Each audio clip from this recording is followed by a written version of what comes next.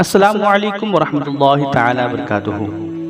प्यारे दोस्तों, आजकल बहुत से ऐसे बदअक़ीदे लोग जश्न ईद मिलादुन नबी सल्लल्लाहु तआला अलैहि वसल्लम के ताल्लुक़ से मुनाफ़िक़ाना अंदाज़ अपनाए हुए हैं।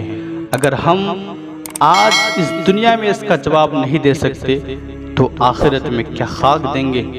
इसलिए मैं उन लोगों से, उन बदअक़ीदा लोगों से कहना चाहता हूँ कि तू अपनी औलाद की विलादत पर खुश था, अपने नबी की विलादत पर खुश नहीं। आखिर क्यों?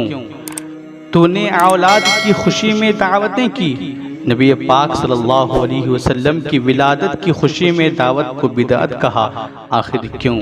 तूने औलाद की शादी पर घर सजाया, लेकिन जश्न विलादत सल्लल्लाहु तआला अलैहि वसल्लम पर घर सजाने को बिदअत कहा। आखिर क्यों? तूने हर खुशी बगैर दलील के मान ली, लेकिन जश्न विलादत की दलील को भी झुटलाया। आखिर क्यों?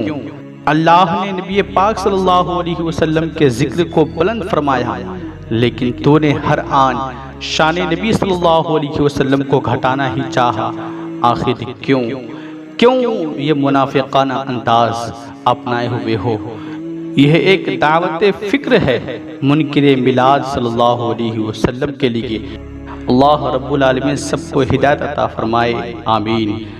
हमारे वीडियो को लाइक करें, कमेंट करें और चैनल को अगर आपने अब तक सब्सक्राइब नहीं किया है तो चैनल को ज़रूर सब्सक्राइब करें। जज़ाकल्लाह।